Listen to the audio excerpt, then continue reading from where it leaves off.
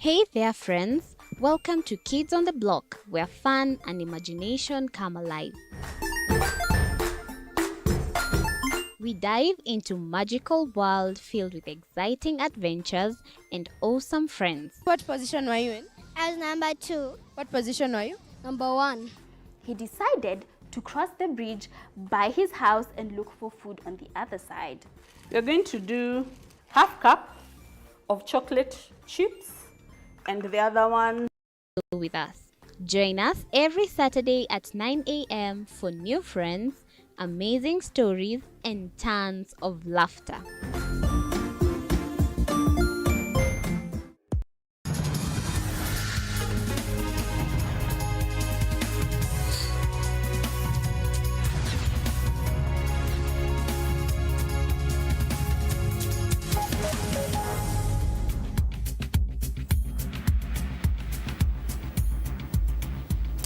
Good evening, folks. Welcome to the Daily Report. My name is Victor Muyakane, and with me, of course, is Rhoda Nimai. Tonight, folks, we live in unprecedented times, historic times, ladies and gentlemen, where the Deputy President of our country stands to be impeached if all that has been planned will go as planned. Tonight, as TV47, the home of untold stories, we're poised to give you the absolute best coverage of this historic event. Whichever way it turns, whichever way the result goes, we will be here to show you what we've got. Tonight, a deputy president under siege. We'll give it to you TV47 style. But first, the highlights.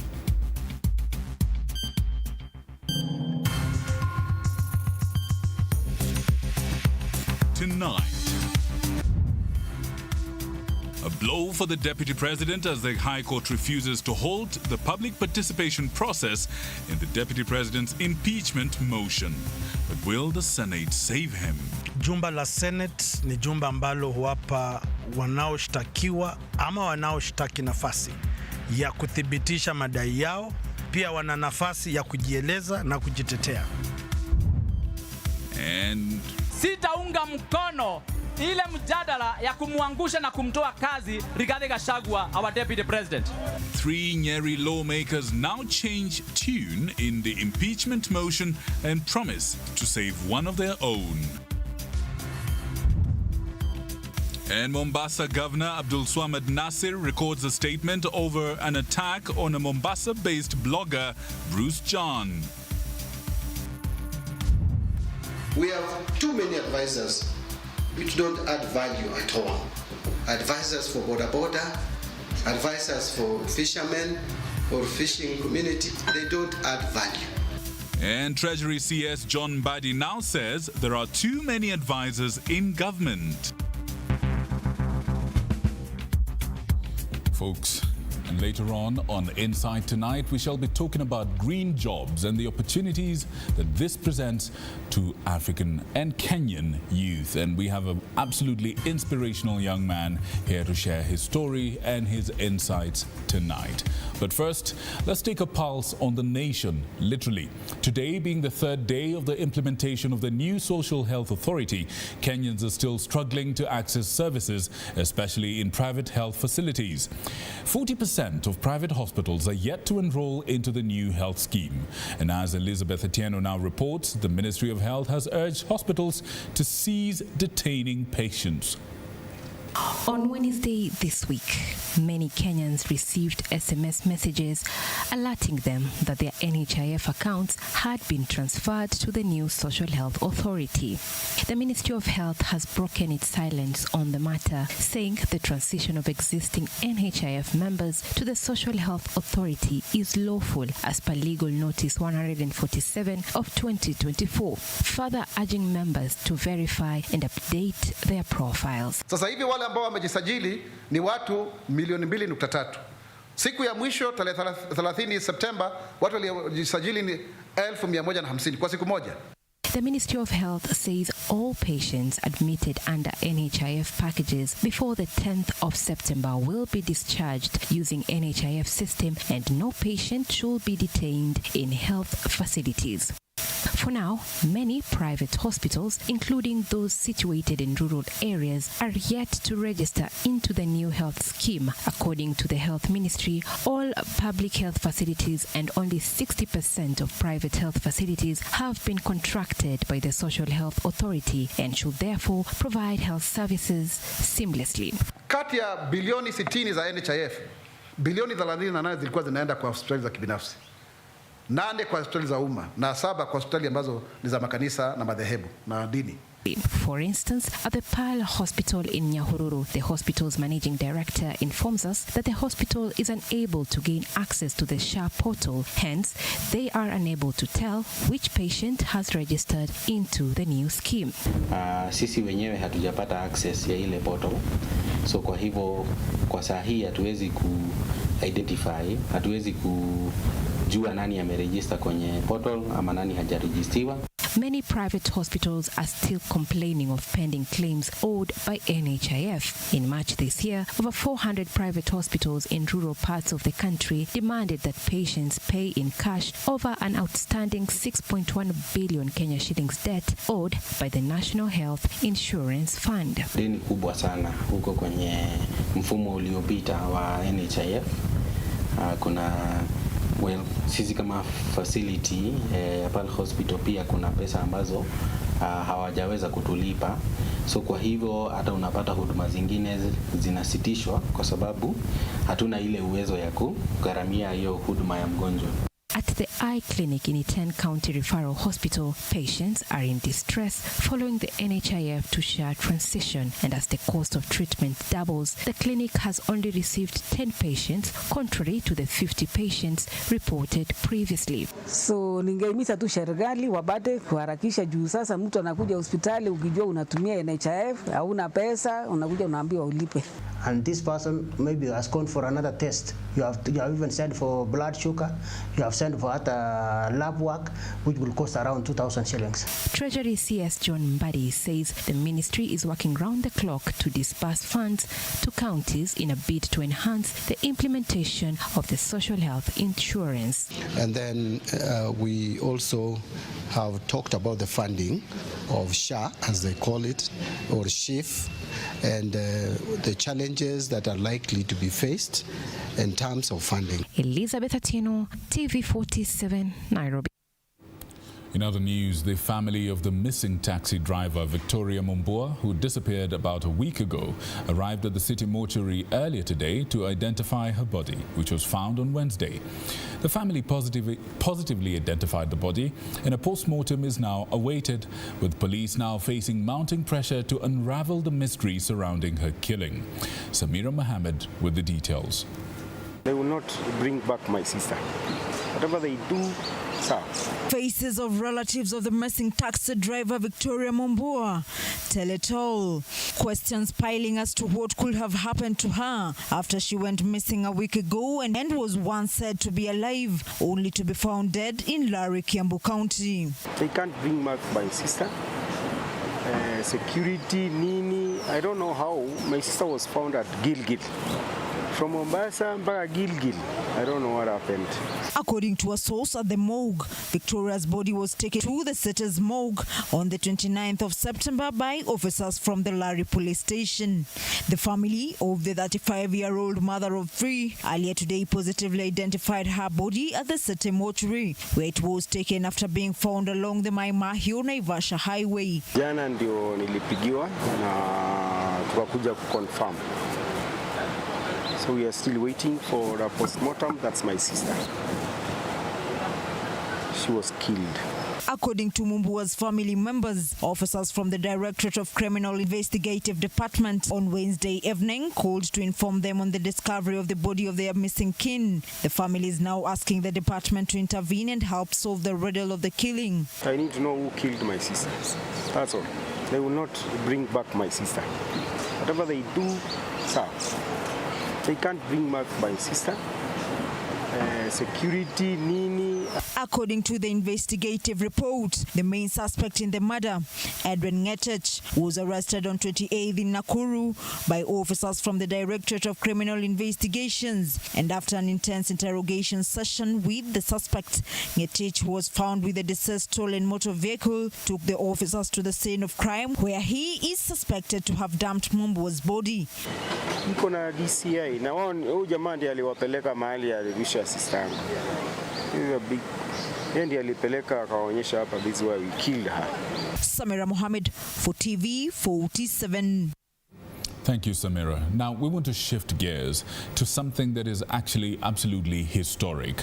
And TV47 is at the forefront to give you all the information around this. Ladies and gentlemen, I introduce to you our coverage of the impeachment process, or the attempted impeachment of the Deputy President, Rigathi Gachagua.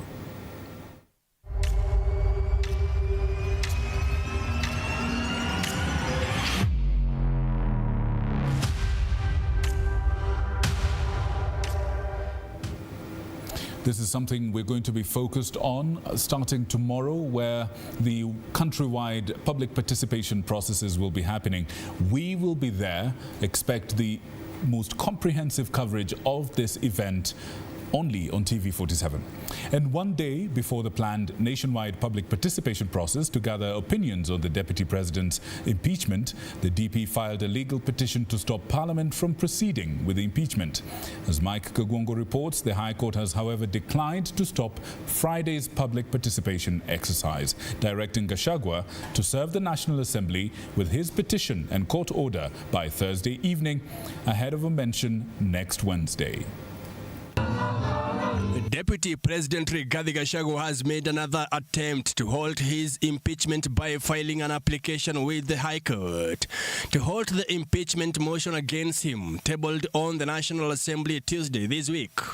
In his petition through Swanya and Company Advocates, the second in command is suing the National Assembly on grounds that the short time allotted for public participation is totally inadequate to enable any kind of meaningful and rational public engagement.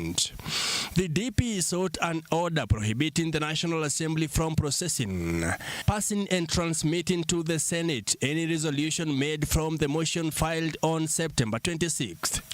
Gachagua wants the National Assembly to conduct the exercise at the 290 constituencies and the diaspora constituency, at which the sovereign will of the people in the 2022 presidential election was exercised pursuant to Article 138(2) of the Constitution of Kenya. The Deputy President has recently denied accusations of accelerated wealth creation against him created in the last 2 years he has been in office. He is accused of acquiring 5.2 billion shillings worth of wealth, which his accusers have said was impossible for a public servant within that time frame. Kweli ni kwamba Wakenya wanajua nikija kwa hii ofisi sikuwa maskini. Utajiri wangu ilikuwa imeandikwa magazeti kila siku, kama nakumbuka. Sijui kama unakumbuka. Ilikuwa kwa vyombo vya habari kila siku. Mwaka wa 2019 nilikuwa nimeandikwa niko na 12.4 billion. Mwaka 2022 nikaandikwa niko na 7.4 billion. Hata ile mashitaka nilipelekwa kotini ni hiyo mabilioni nilikuwa naye. Mimi sikuja kwa hiyo ofisi nikiwa maskini. According to the documents tabled in Parliament on Tuesday, Gachagua purchased Outspan Hotel for 535 million in November 2023, acquired Treetops Lodge in November 2023, acquired Olive Gardens Hotel and Queen's Gate Serviced Apartment, among other properties. Ati kwa sababu mimi ni naibu wa rais, ni makosa watoto yangu kufanya biashara, ama wakitaka kununua hoteli wakosa kununua. Hawa watoto yangu wamechukua loan, kila record iko, wamenunua hoteli, wameandika watu. Watu wamefurahi sana Nyeri. High Court Judge Justice Bahati Mwamuye, however, declined to stop Friday's exercise, directing Gachagua to serve the National Assembly with his petition and court order by Thursday evening, ahead of the mention next week on Wednesday. These, as Kenyans from across the country were on Thursday set for Friday's public participation exercise in an effort to air their views about Gachagua's impeachment plot. Mzee Mkabila tunaomba tu apanduliwe na atafutiwe job ngine kando na serikali. Awe hata commission na mali. Mwambieni rais afunje bunge. Afunje bunge, Gachagua aende kwao na yeye aende kwao. Tutafute kura, tutafute serikali nyingine. Kama ni njia moja tu ya pekee ya kupata amani, kuacha huyo Gachagua akae kando, tupate amani na tupate maendeleo. Mike Kagwango, TV47, Nairobi. Now, in other news, a section of Nyeri lawmakers appear to have had a change of heart and are now vowing, to save their son, Deputy President Rigathi Gachagua.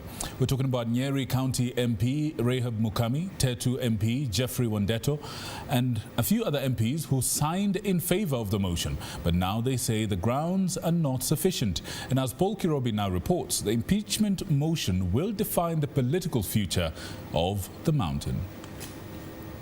The impeachment of DP Rigathi Gachagua has put the Mount Kenya region at a crossroad politically. A section of members of parliament from the region are accusing the second in command of making them in their own constituencies. Some are even seeking to redeem themselves among electorates, claiming to have been directed otherwise by the ground. Nyeri MP Rahab Mukami, Tatus Geoffrey Wandeto, and John Kagushia of Mukurweine says the ground has told them to save their son, Geoffrey Rigathi Gachagua. Our people, when we ask them, they do not see this as a priority. They think there are other priorities that we should be focusing on. And as representatives of the people, I think it behoves upon us to listen to our people and do what they have asked us. Nikaona our deputy president, hii ni kitu wanaweza kaa chini na president wetu wajadiliane kwa sababu Kenya ni kubwa kuliko sisi wote. Wandeto and Mukami were among the lawmakers who had signed for the motion that was tabled on Tuesday. And whatever issues we have with the deputy president, we feel those issues are issues that people can sit down and they can be resolved. Kama mtoto, kama mtu wenu amefanya makosa, anapigwa kama anarudishwa kwa nyumba. Hatupigangi mtu tukimfukuza. Hawezi kupiga mtoto wako ukimfukuza. One of the things I wanted to see the grounds for impeachment. But even before seeing that, I remembered in Sunday school there are some verses of the Bible that we were reading, and I remembered John 8:6-9. Pundits argue that this is a do or die for the son of Madira in his political career. And so it is time for the mountain to now look at its future beyond Rigathi Gachagua. There are very many key leaders. We have had the likes of Mutahi Kagwe, we have the likes of Dende Nyoro. It is time for the mountain to see if the impeachment motion goes through, because all signs are that it will go through. Nyeri Governor Mutahi Kaiga, one of Gachagua's biggest defender, however, believes that the impeachment is a betrayal of the mountain. But it's okay. What else do we say? Our people, we made a conscious decision to vote for this government. We will make reasonable decisions. And it is also important for us to say, my community and this community never has two leaders. For now, Gachagua is clinching on the voters who will have their say on Friday during the public participation forums across the country. Paul Kirobi, TV47, Nairobi. As Deputy President, Rigathi Gachagua hopes for political survival, senators are among his hope for survival. A section of senators from Mount Kenya region have been the biggest defenders of the Murima son, with the hope of lobbying more numbers at the House. Elizabeth Mutuku takes a look at the numbers that will be at play at the Senate. Deputy President Rigathi Gachagua's political career now hangs in the balance following Kibwezi Member of Parliament Mwengi Mutusa impeachment motion, which has seen the whole process kickstart in the National Assembly. Demonstrate that His Excellency Rigathi Gachagua has violated Article 161 of the Constitution of Kenya. As the clock ticks towards Tuesday next week, lobbying has been ongoing in the National Assembly as well as Senate. Gachagua, however, seems to have some support at the Senate, which some argue might be the hopes for survival. However, the greatest challenge for Gachagua is to ensure that he has attained at least majority on his side to deny the mover of the motion numbers to send him home. Senate has 67 senators, comprised of 23 from minority side and 24 from majority, with 21 nominated during the 2022 general election. However, some Azimio senators have since shifted allegiance, leaving the minority party with only 16 delegations. Mimi ni kuhakikishia Wakenya kwamba jumba la Senate ni jumba ambalo huwapa wanaoshtakiwa ama wanaoshtaki nafasi ya kuthibitisha madai yao, na wale ambao wana maoni kwamba wanashtumiwa ama ugandamizwa ama kusulubishwa kisiasa pia wana nafasi ya kujieleza na kujitetea. Deputy President Rigathi Gachagua is now assured of 5 senators as of now, and who have publicly declared their support for him. The 5 are senators for Nyandarua, Kiambu, Kirinyaga, Murang'a and Kajiado. With the declaration of Wiper not supporting the motion, the 4 Wiper senators might support him if they take party position. Senate has been very sober. They've looked at the allegations, and the ones that are substantiated, everybody is left to vote on their own and the way they feel about the motion. There has been no much whipping. Everybody, and the Senate is a very, very sober house. All of us are left to use their conscience in voting. Other senators who are likely to shift in his favor include his own senator of Nyeri Wahome Wamatinga, Laikipia's John Kinyua, Tabitha Karanja of Nakuru, Joseph Githuko of Lamu, and Alexander Mundigi of Embu. However, even with this, the deputy president has an uphill task to ensure the numbers speak to his favor, whether the charges are substantiated or not at the Senate. Thursday, Speaker of the Senate, Emerson Kingi, noted that special motion against the second in command, which is currently before the National Assembly, could potentially find its way into the Senate plenary. Thus, it would be out of order for senators to publicly express themselves on the contentious matter. As such, therefore, I caution all honorable senators to desist on commenting on the proceedings in the National Assembly on this particular matter. According to Article 145, Clause 2 of the Constitution, within 7 days after receiving notice of resolution from the Speaker of National Assembly, the Speaker of Senate shall convene a meeting of the Senate to hear charges against the Deputy President, and the Senate, by resolution, may appoint a special committee comprising 11 of its members to investigate the matter. A special committee appointed under Clause 3B shall investigate the matter and report to the Senate within 10 days whether they find particulars on the allegations against the Deputy President to have been substantiated. The Deputy President shall have a right to appear and be represented before the special committee during investigations. If the special committee reports that the particulars of any allegations against the Deputy President have not been substantiated, further proceedings shall not be taken under this article and the respect of the allegations. If they have been substantiated, the Senate shall after accord the Deputy President an opportunity to be heard and then proceed to vote on the impeachment charges. If at least 2/3 of all members of the Senate vote to uphold any of the impeachment charge, the Deputy President shall cease to hold the office. Even as the impeachment process is ongoing in the National Assembly and the motion yet to be presented in the Senate, already Speaker Emerson Kingi has gagged members against issuing an opinion on the matter. Elizabeth Motuko, TV47 Palm Buildings, Nairobi.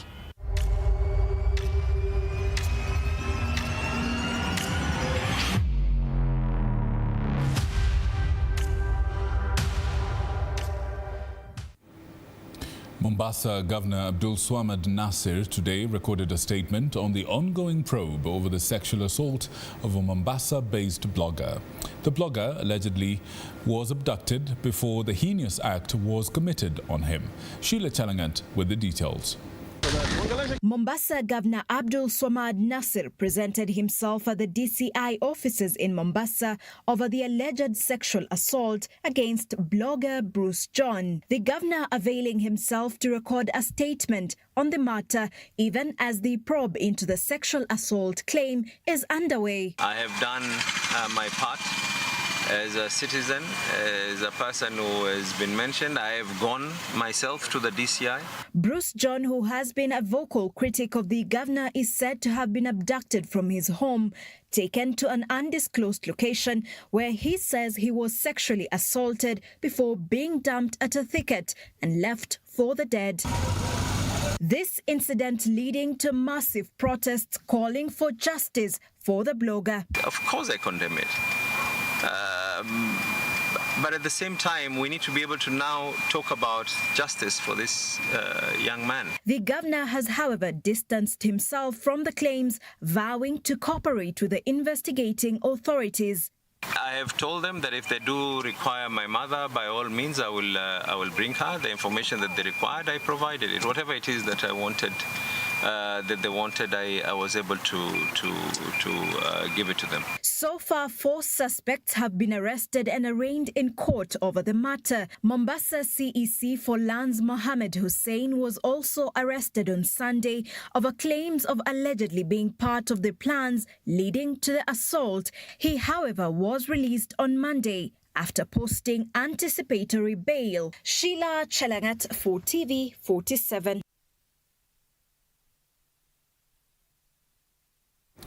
Now, there is pressure for the national government to disband unnecessary offices that serve no purpose. This is a call made by Treasury Cabinet Secretary John Mbadi, criticizing the bloated government wage bill despite the government's austerity measures. Mbadi insists that cutting down on the number of advisors is key to managing the wage bill. Moige William has more. Of functions and powers. A mounting pressure to manage the country's public coffers. Treasury Cabinet Secretary John Mbadi opening up to some of the challenges that could be hindering to get the job done in the now months given responsibilities by President William Ruto. Mbadi revealing that the huge number of unnecessary offices tops the list. Even in the national government, we have too many advisors which don't add value at all. You have 9 officers, technocrats, people who are, if they are not up to the task, they should be removed from office. Albeit a more than often bespoke plan of austerity measures by President Ruto, Mbadi opines that the number of advisors at the national government is unnecessary, with little results to report for the job assigned. Unnecessary number of advisors for border, advisors for fishermen, or fishing community, they don't add value. In a consultative meeting with governors in Naivasha during the quarterly high-level consultative meeting with the Council of Governors Health Committee, Mbadi warned the devolved units should not emulate the national government, this even as county chiefs lament over their already existing funding problems. There are so many offices that you are just creating because they exist in national government. We should put pressure on the national government to disband those offices instead of replicating them at the counties. They make no sense, they are of no use. A lot of us have actually borrowed money to pay salaries for 3 months.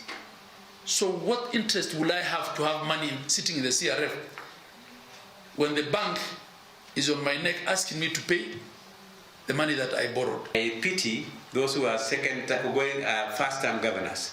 For us, we can try to wriggle our way out and move on like that. Now, the High Court has temporarily suspended the implementation of the new university funding model, citing claims of discrimination. Justice Chacha Mwita issued the order after a petition was filed by the Kenya Human Rights Commission, the Elimu Bora Working Group, and 2 other organizations. More university students have also protested the cancellation of lectures for 3 months. Vice Chancellor wetu afungue university before 6 p.m. Leo hakuna comrade maeneo nyumbani. Wazazi wanatuona kama wezi. Wanaongeza pesa kila siku. University funguliwe, wasome anze. Tumekuja shule kusoma. alafu wengine wamelipa rent, wazazi wana spend on shopping, alafu mtu anakuja anasema endeni wapi? Nyumbani. Kwani anatuona aje? Mtu kama mimi saa hii sina hata sapa, fare nitatoa wapi? Nitatoa wapi fare ya kwenda nyumbani? Nyumbani hatuendi. Turudi classes tusome.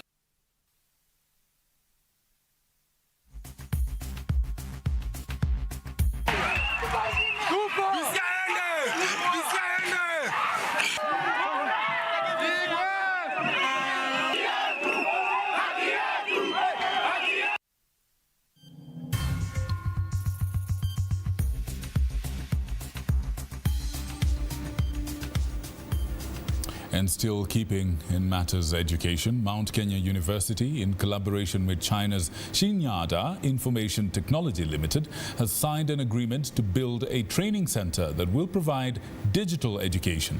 Speaking during the signing, Vice Chancellor Professor Deogracius Jagani said that the center will benefit not just MKU students, but also students from other institutions. Xinyada CEO Bo Tao Zheng said that they aim to improve the education system in the university. Today we are very happy to be hosting our Chinese counterparts, who we have been communicating with them for quite some time in terms of building a memorandum of understanding, in building a training center in terms of the fourth industrial revolution. We are looking at creating a data center which is going to be equipped by our Chinese partner. And this program, while it is starting as a small scale, it is intended to actually not only be for MKU, but for other universities in Kenya as well. 是为了跟肯尼亚三大学一起在数字化改革、数字化教学。 Today I'm so glad to be here in Mount Kenya University. Why we are here? Because we are going to have the cooperation between Xinyada and the university in order to provide the digital transform and also the training system improvement and also the education system improvement. And also we will provide more opportunity for the student here. All right, of course, that's Mount Kenya University, unlocking infinite possibilities. We take a short break. When we come back, we have the conversation on Insight Tonight about how you, as a young person, can find an opportunity in green jobs on the continent. We'll be right back.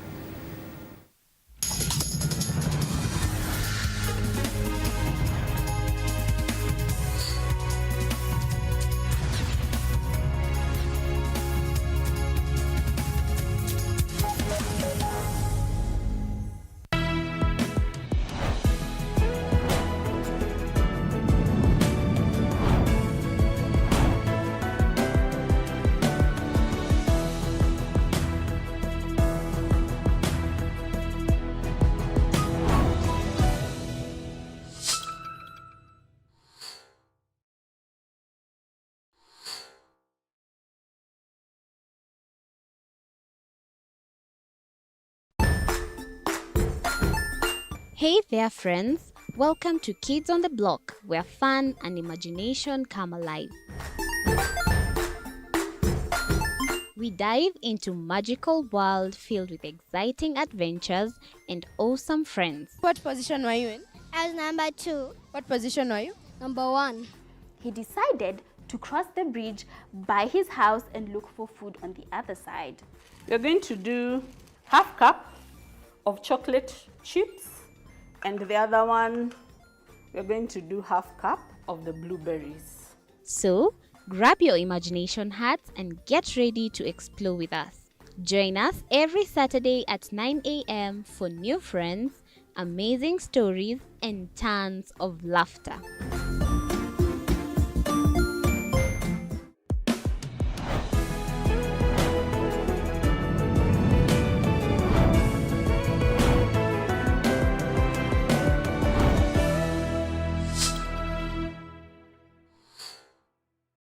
Join us as we explore the journeys of those who defy the odds and break barriers. We dive deep into the stories of triumph.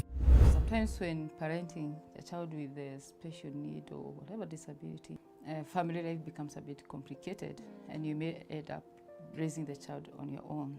Here, we inspire. I have a farm which one we showcase with other dyslexic youths and autism, how to farm. Motivate. It's never easy, but what we do, the best thing is to work with another parent who has an elder child than yours. And break through the barriers one story at a time. Push your boundaries beyond the limit. Saturdays at 8 p.m.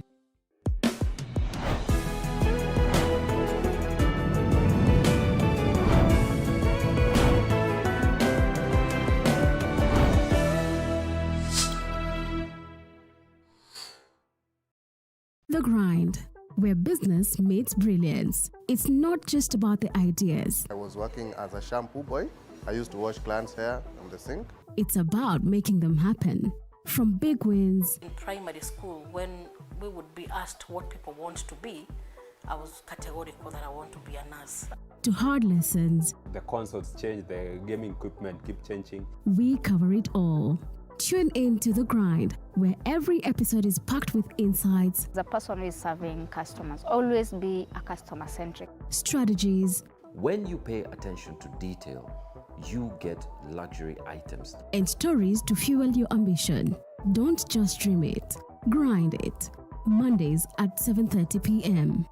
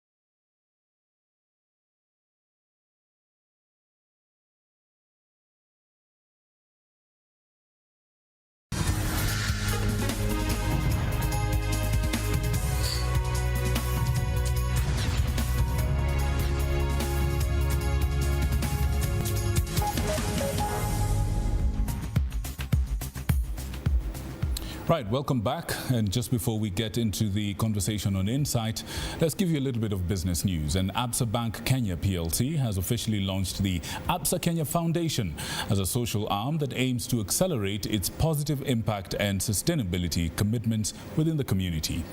Speaking at the launch, Prime Cabinet Secretary Musalia Mudavadi lauded Absa for the bold step they took, mentioning that it will take and create a list of endless opportunities to Kenyans.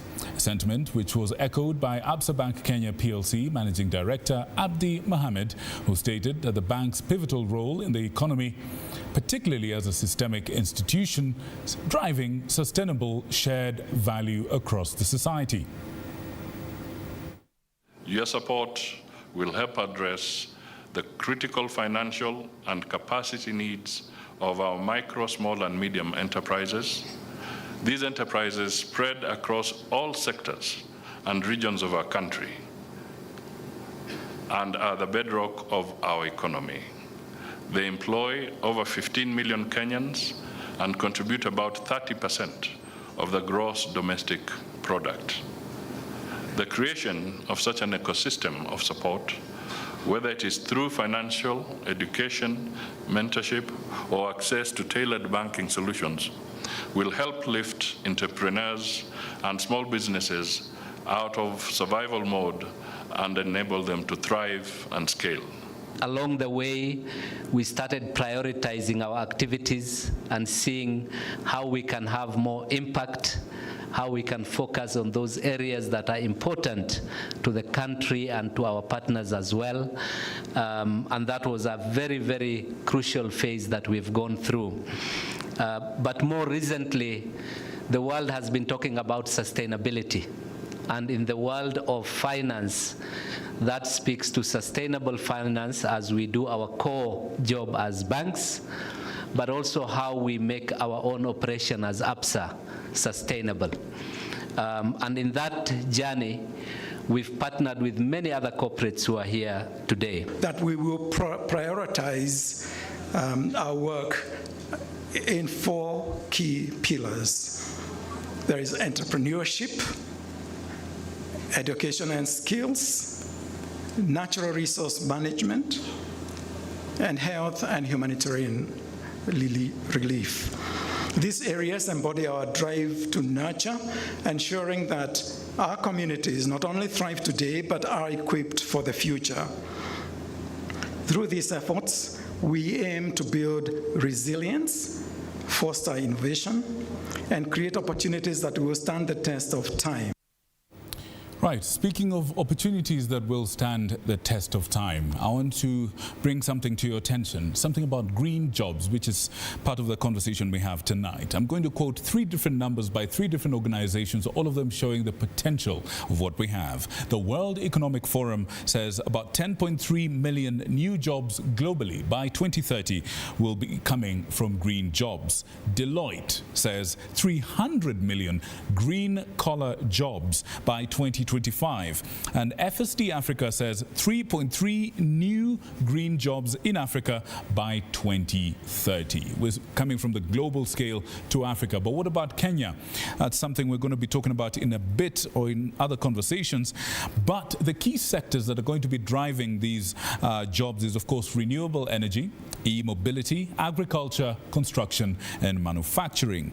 And of course, one more thing that I wish to share is that the regional highlights from the FSD report of 2024 say that the top countries for job creation in Africa are South Africa, Kenya, and Nigeria. The greatest potential for work in this sector. And with us is a young man who's already got not just a tiptoe into the game, but an entire, you're 10 toes into the game, and is doing great things for our continent. Good evening, sir, and how are you doing? Hi, thank you. How are you doing? Absolutely great. Would you be so kind as to tell us, in brief, who you are, what amazing things you do, and then we kick it off. So thank you so much for having me.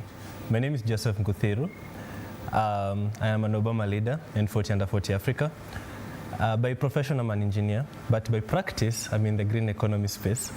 I run 2 startups, one of them called Hyapack, where we manufacture biodegradable plastics out of water hyacinth, and the other one is called MC2, where we're using AI as an early warning system for telling KFS where deforestation, charcoal burning, and wildfires happen.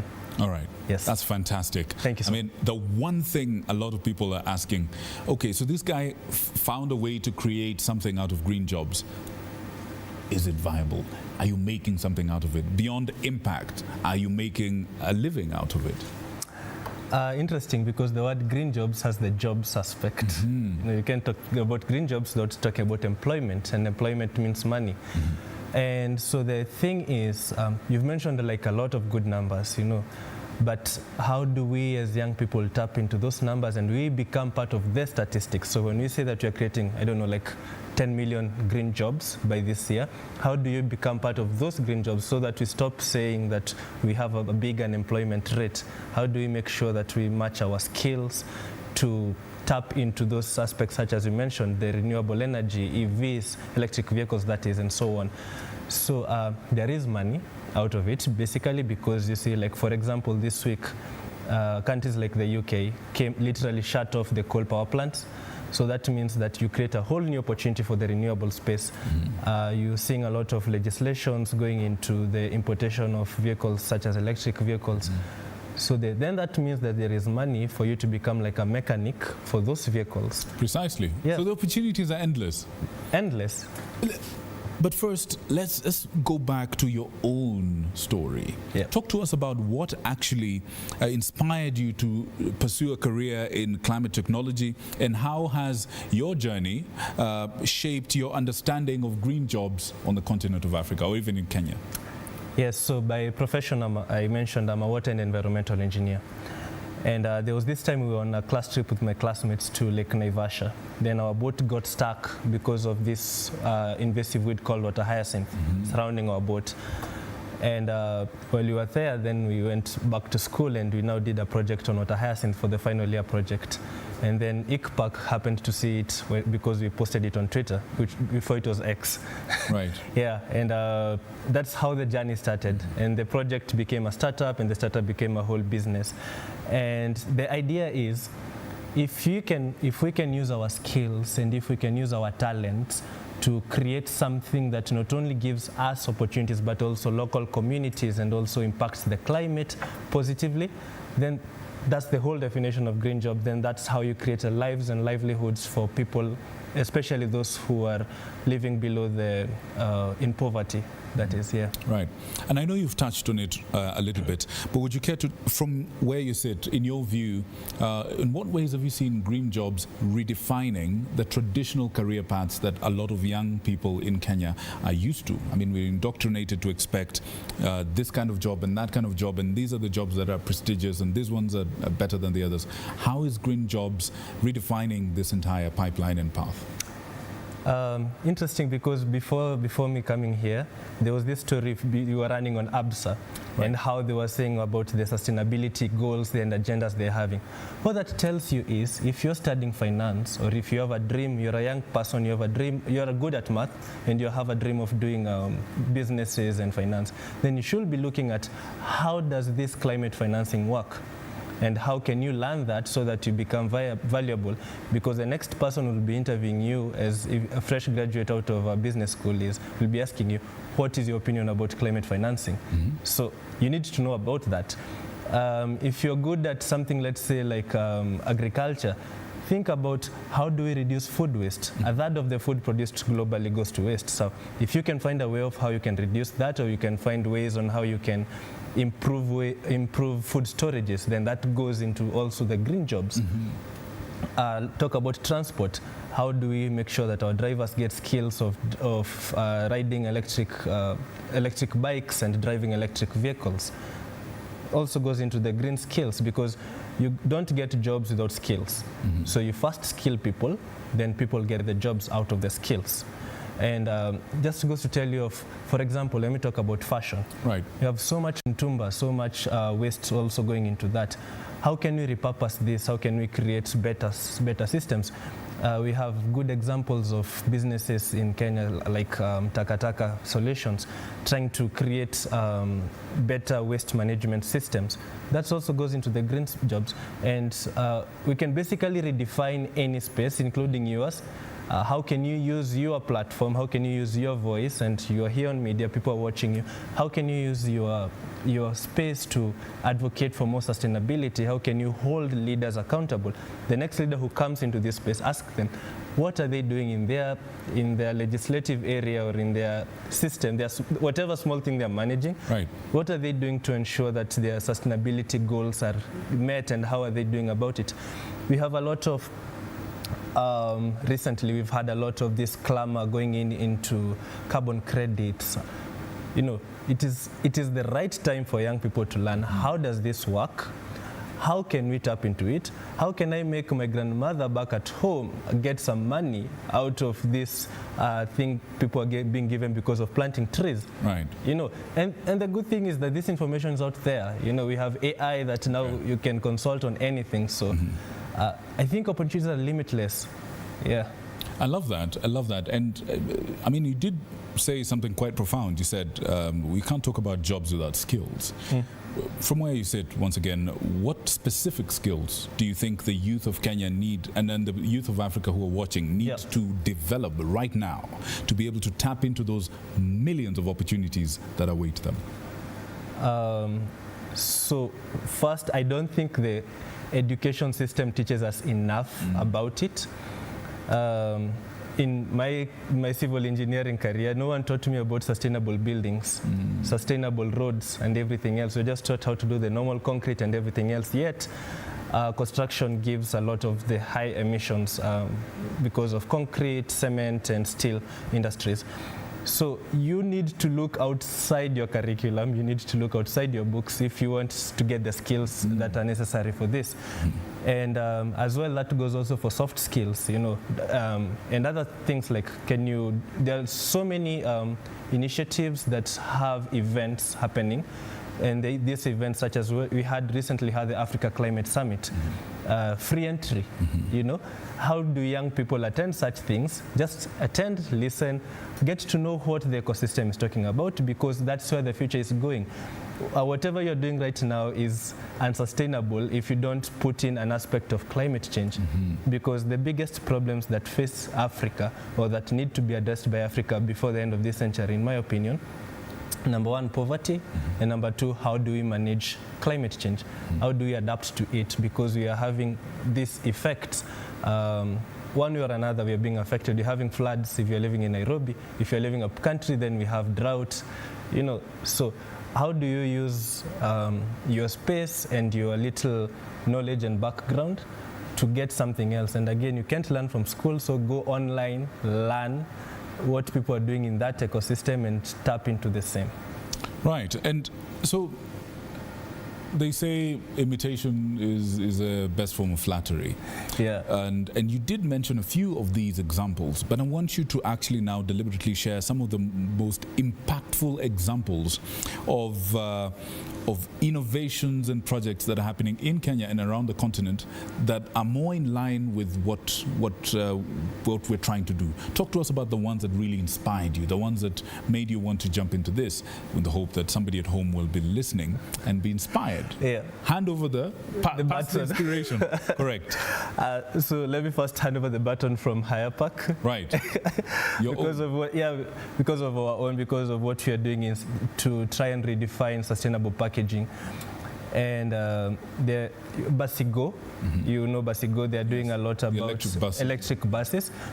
It just tells you, if you are studying engineering, then study how these buses are going to be made.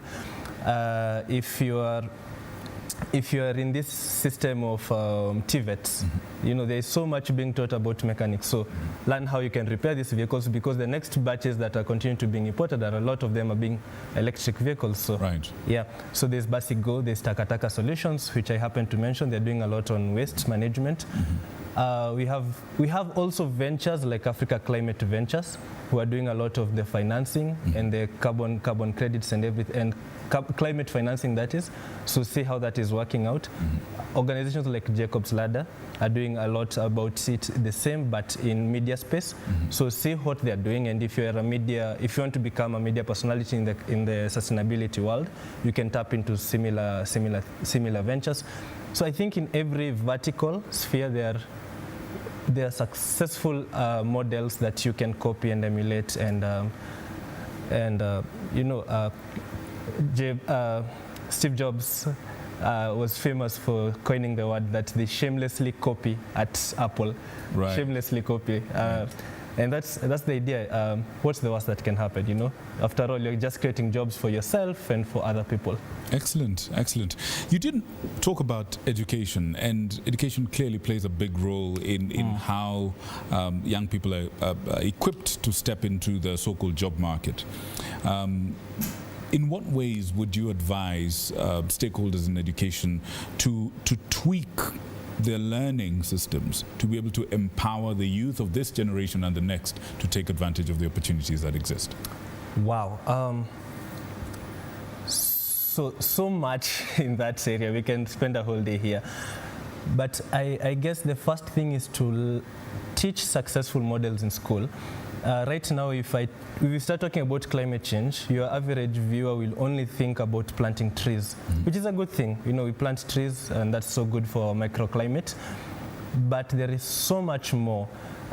Today I was visiting Forest Farm, which is a really good, successful model of agriculture. And what did you see there? Oh, so this model of farming that they have there is implemented, borrowed from Brazil. And they've done this intercropping and of different kinds of crops that are going to grow under the same spaces, and in a way that is going to be sustainable for the soil and gives maximum output per square meter over any other regular farm. Yeah, you should go there if you haven't gone there. I'll make a point Google of it. Forest Farm. Forest Farm. Got it. Folks at home, Forest Farm. And if such a model could have been, was or is trained in schools, yeah, to remove that traditional mindset. Because you know the funny thing, if you Google right now, and you can try Googling it at home, Google right now agriculture Africa, you know, then go to images.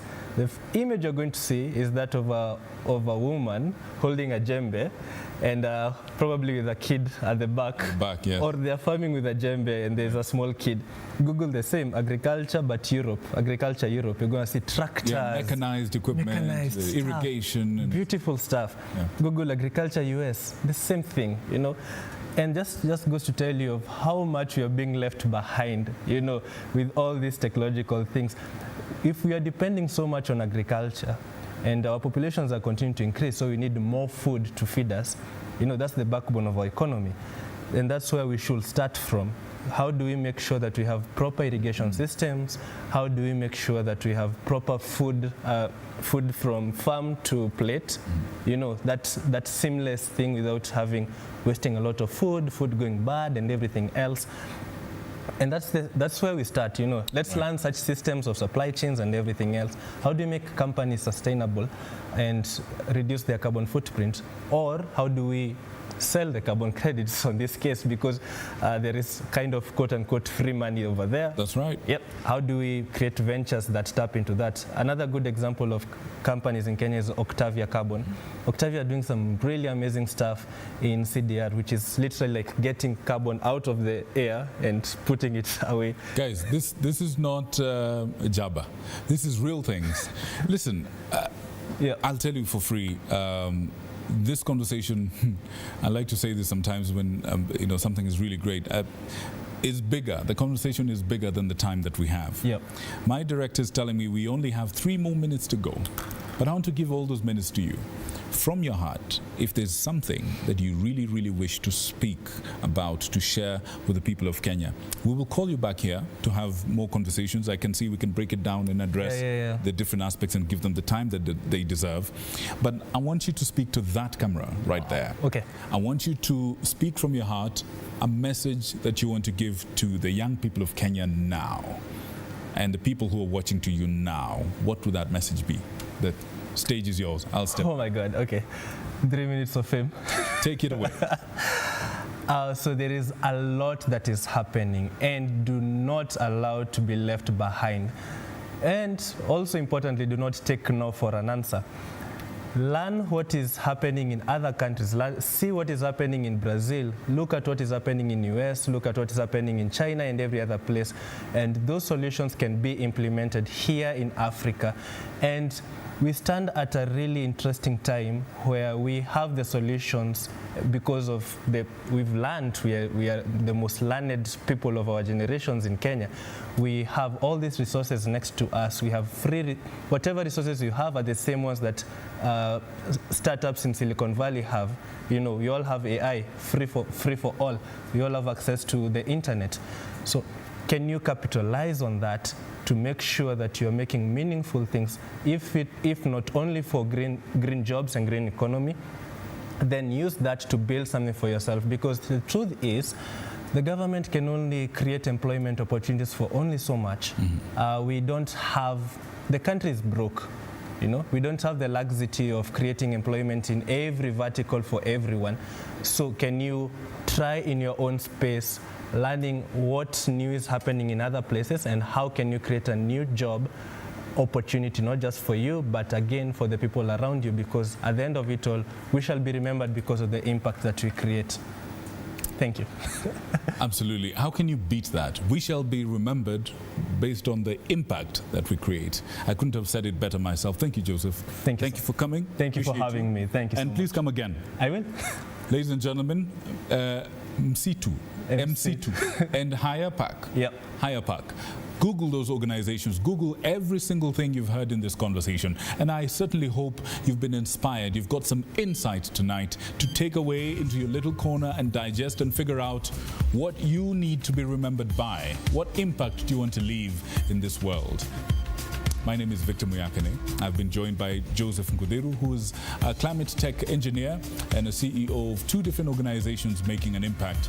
And from all the people that made this conversation a reality, we wish you a good night full of God's blessings, and we hope you go out and make some impact. Up next is VAR, your weekly supercharged sporting action program. Right after this, we'll be right back.